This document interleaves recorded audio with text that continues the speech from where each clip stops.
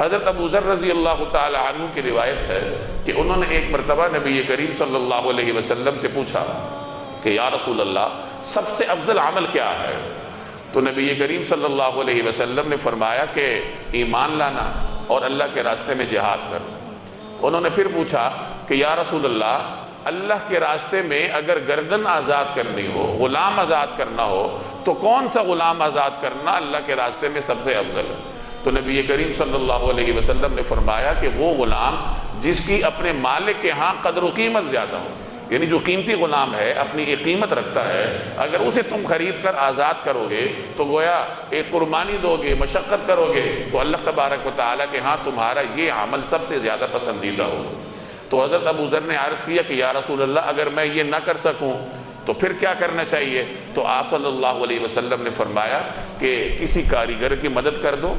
یا کوئی ایسا کاریگر جو اپنے فن میں ماہر نہیں ہے اس کی مدد کر دو، یعنی کسی مزدور کے ساتھ تعاون کر لو۔ کوئی آدمی کسی کام میں لگا ہے، وہ اس کام کو جانتا نہیں ہے، پوری طرح مہارت نہیں رکھتا، تم تعاون کر سکتے ہو تو تعاون کر لو۔ یعنی وہی بات جیسے میں نے عرض کیا کہ اپنی ذات سے دوسروں کو فائدہ پہنچاؤ۔ حضرت ابو ذر نے عرض کیا کہ یا رسول اللہ اگر میں یہ سب نہ کر سکوں، یعنی غلام آزاد نہ کر سکوں، کسی ماہر فن کی مدد نہ کر سکوں، تو پھر کیا کروں؟ تو آپ صلی اللہ علیہ وسلم نے فرمایا کہ پھر اپنی ذات کے شر سے دوسروں کو بچاؤ، یہ تمہارا اپنی ذات کے اوپر صدقہ ہے، یعنی اپنے نفس کے شر سے دوسروں کو بچانا یہ گویا کہ اپنے اوپر آپ کا صدقہ ہے۔ ایک صدقہ وہ ہے جو آپ دوسروں پر کرتے ہیں، اور ایک صدقہ وہ ہے جو آپ اپنے اوپر کرتے ہیں۔ اپنے اوپر آپ کا صدقہ یہی ہے کہ اپنی ذات کے شر سے دوسرے کو بچانا، اپنی زبان کے شر سے دوسرے کو بچانا، اپنے جسم کے ایک ایک عمل کے شر سے دوسروں کی حفاظت کرنا، دوسروں کو محفوظ کرنا، یہ اپنی ذات کے اوپر آپ کا صدقہ ہے۔ اور ظاہر ہے کہ اگر ایک لحاظ سے دیکھا جائے تو سب سے افضل صدقہ ہی یہی ہوگا کہ آپ اپنی ذات کے اوپر کریں۔